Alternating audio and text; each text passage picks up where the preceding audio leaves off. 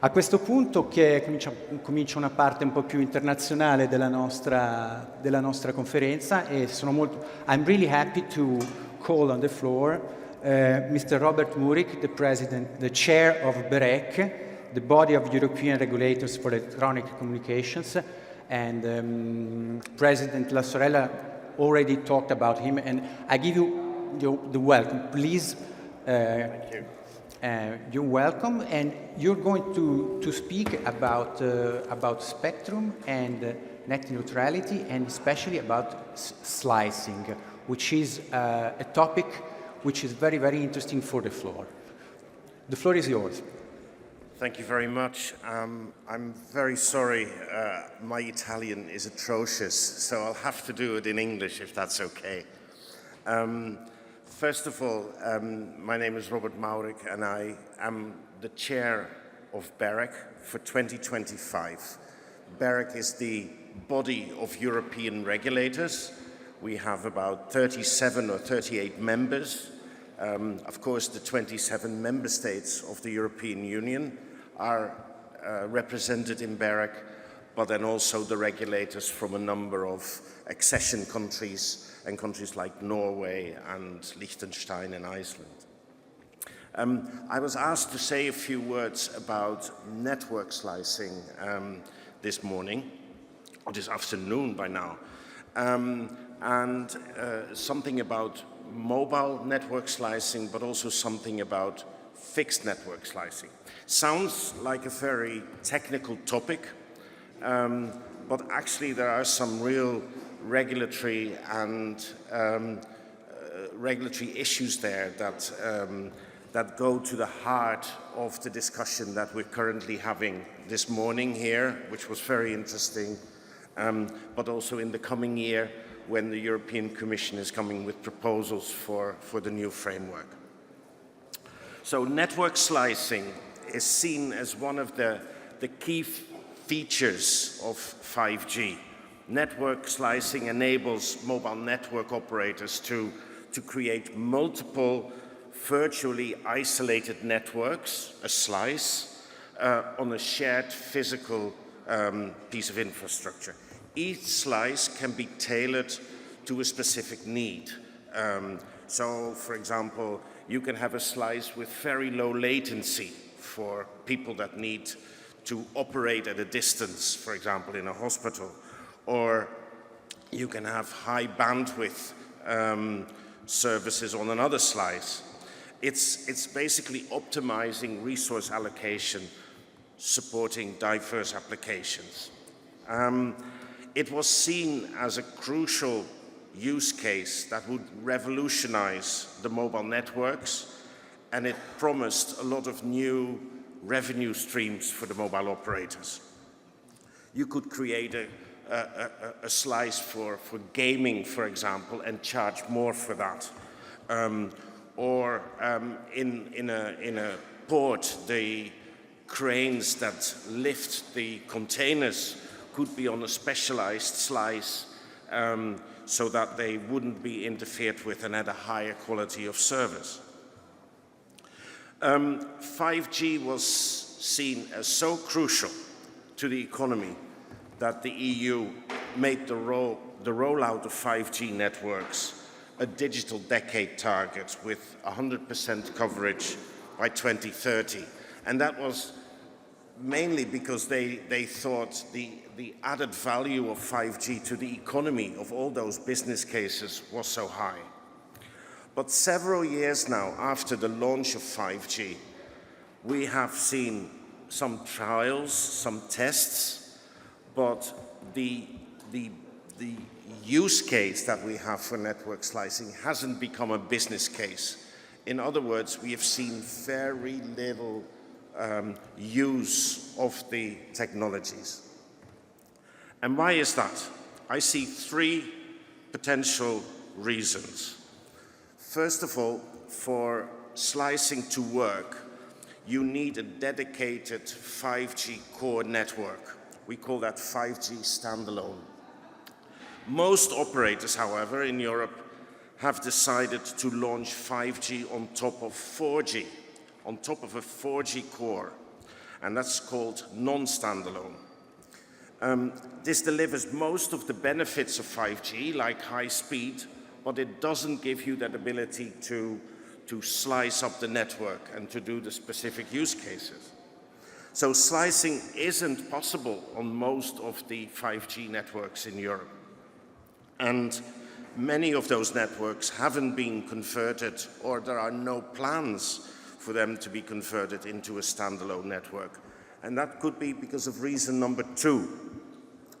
So secondly, on a global basis, and that's not just in Europe, but I think wider, we have seen very few business opportunities for slicing to materialize. The autonomous vehicles actually don't really need it, or the quality of service is so high with the penalty clauses so severe that operators don't dare to launch 5G slicing for those sorts of specific use cases. So it is not really economically feasible to do that, to launch it, because there is very little demand. The only reason that makes 5G in general worth the investment at the moment is that it transports data a lot more efficiently. So with data volume still growing, it is a wise thing for an operator to invest in 5G because they can transport that data a lot more easily. But 5G slicing is not a reason. The third possible reason for a slow take-up of slicing is regulation. And here I come to that point that I made earlier, that it plays a role in the EU review debate. In Europe, we have the Open Internet Regulation, a law that promotes net neutrality. One could argue that slicing isn't compatible with net neutrality because slice 1 is treated differently from slice 2. However, BEREC has adopted several pieces of advice, and the European Commission is of the same opinion that this is the wrong interpretation of our European Open Internet Regulation. Slicing is legally possible because within the slice you do treat the data equally. But mobile network operators are reluctant. And why is that? Because the European Court of Justice, in earlier instances of rulings on the Open Internet Regulation, were far stricter than anybody thought. So the operators say, well, you know, the regulators can say that it is okay, the European Commission can say that it is okay, but the Court of Justice may not agree with them. So that has kind of depressed the kind of investment case for operators. Regulatory uncertainty, and that is always bad for investment. The good news, though, is that changes may be coming. We have seen a marked increase in the use of private networks, and there are quite a few private networks that rely on a network slice being used. In Germany alone, we have seen about 400 private networks being licensed at the moment. We don't quite know how many use slices or not, but still, it's an interesting fact. And in Asia, we have seen the first case of a very successful network slice being deployed in Thailand on the AIS network, where gamers get extra fast and extra low latency service for, of course, for a bit of extra money.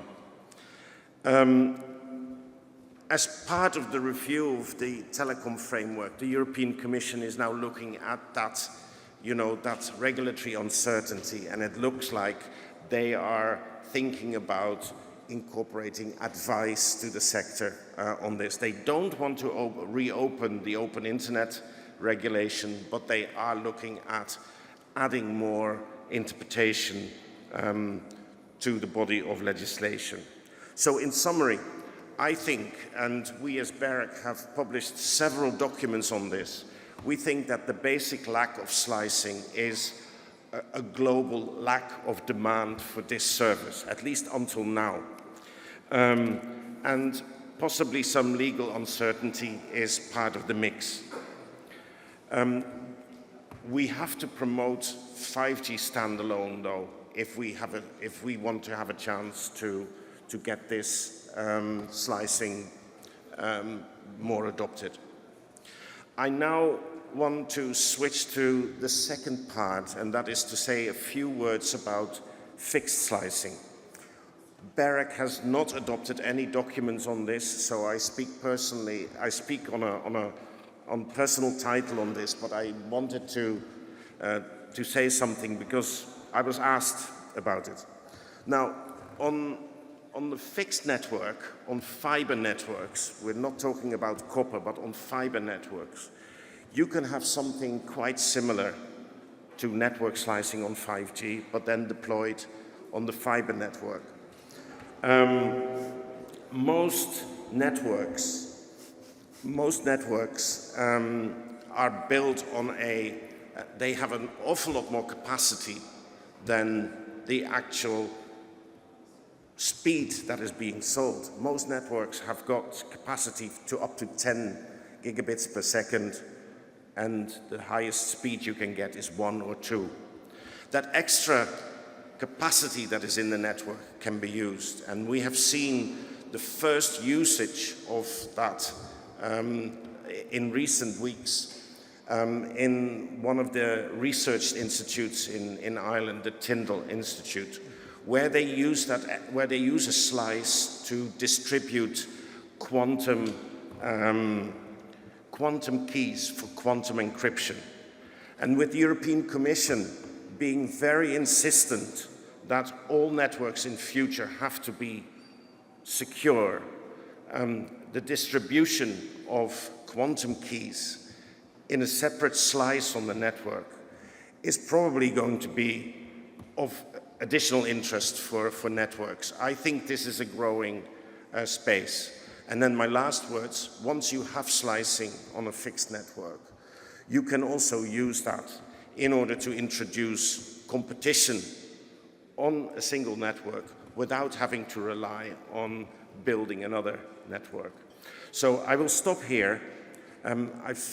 This last one was definitely more an idea and a teaser than a formal position, but it is interesting to see what is going on in the university arena.